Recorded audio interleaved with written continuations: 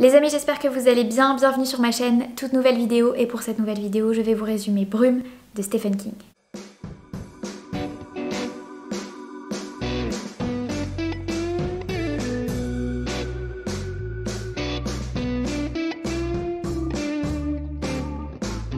Les amis, j'ai l'immense plaisir de vous présenter Marie de la chaîne Hippolectrice, avec qui j'ai eu la joie de partager la lecture du livre dont on va vous parler. N'hésitez pas à aller la suivre car cette vidéo sera en deux parties. La suite sortira demain sur sa chaîne. En attendant, je te souhaite la bienvenue Marie. Merci.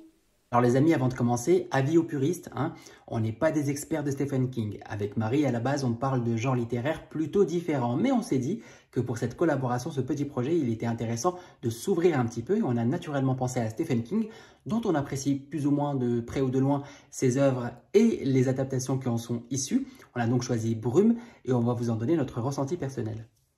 Après avoir longtemps réfléchi à la lecture qu'on ferait en commun, on a finalement décidé d'un livre qui nous ferait sortir tous les deux de notre zone de confort.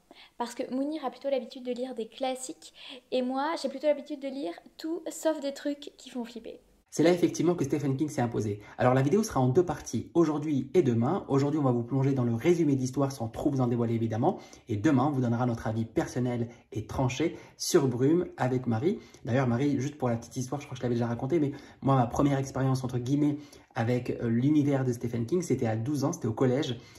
À une kermesse, j'avais gagné Shining de Stephen King. Comme quoi, il mettait n'importe quoi dans les lots. Tu m'étonnes qu'on est tous finis tarés. Ah oui, la personne qui a choisi les cadeaux pour la kermesse, elle était un peu à côté de la plaque. Bon alors, Mounir, à toi l'honneur. Comment tu nous résumerais Brume ? Brume est donc une nouvelle issue du recueil du même nom et qui se lit très bien. Le récit se passe aux États-Unis, plus précisément en Nouvelle-Angleterre, dans l'état du Maine. Et ça raconte l'histoire d'une région qui va subir de violents orages en plein mois de juillet. Et en tant que lecteur, on suit les événements à travers le personnage de David Drayton, qui habite une maison au bord du lac avec sa femme Steffi et son fils Billy. L'histoire commence d'abord avec la narration des dégâts qu'ont occasionné les gros orages, notamment chez notre ami David Drayton et chez ses voisins, dont l'arrogant Brenton Norton, que les gens n'apprécient pas trop au passage. Alors oui, c'est un détail, mais tu me connais, j'aime bien quand ça pique un petit peu. Les dégradations sont évidemment très importantes, étant donné le déchaînement climatique qui s'est abattu sur nos pauvres amis, même si ça s'arrange un petit peu. Et les choses auraient pu s'arrêter là et se régler chez les assureurs si l'orage n'avait pas entraîné avec lui une brume. Alors je sais ce que tu vas me dire, ça va, c'est juste un brouillard, ils ont qu'à attendre que ça se dissipe. Là je vais te répondre, calme-toi un petit peu, c'est pas moi qui ai écrit l'histoire, mais qu'en plus, l'intrigue ne s'arrête pas juste à cette brume, sinon ça serait pas marrant. Non, avant que la brume ne s'épaississe davantage, notre ami David Drayton, son fils Billy et leur voisin Brenton Norton décident entre hommes de braver le danger et d'aller faire quelques courses au supermarché, vu qu'il faut bien vivre. Ouais, bon, c'est un gars qui va au supermarché avec son gosse et au bout d'un moment il réalise qu'il fait vraiment un temps de merde ce jour-là. Mais chez Stephen King, on s'attend à du paranormal, du surnaturel. Enfin, c'est pas juste un gars qui va faire ses courses, rassure-moi. En fait, pas tout à fait. À l'occasion de ce voyage au supermarché, nos personnages vont découvrir que la brume n'est pas venue seule, mais accompagnée de créatures spéciales. Ouais, bon, rien de grave. Des moustiques chelous et des poulpes pas trop frais, quoi.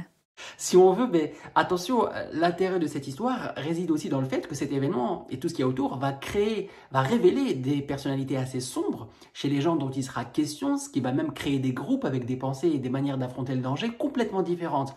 Ça en est presque philosophique. Tu m'étonnes. Il y a même une folle habillée en jaune canari et même que à la fin... Hop, hop, hop, hop, on va s'arrêter là pour ne pas trop en révéler, comme ça quand vous lirez l'histoire, vous apprendrez beaucoup de choses, notamment le fait que les monstres ont peut-être une origine bien particulière, ça me titille de vous le dire, mais vous prendrez beaucoup plus de plaisir à le découvrir en lisant la nouvelle, d'autant plus qu'il va se passer beaucoup de choses dans ce fameux supermarché. On se retrouve demain sur la chaîne de Marie pour la partie 2, où on vous donnera nos avis respectifs sur la nouvelle. Vous verrez, ça ne mâchera pas ses mots, en tout cas c'est pas le genre de la maison, ni chez Marie, ni chez moi.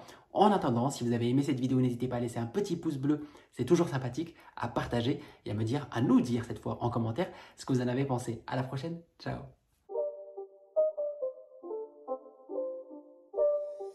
It's not a game, it's a rich thing.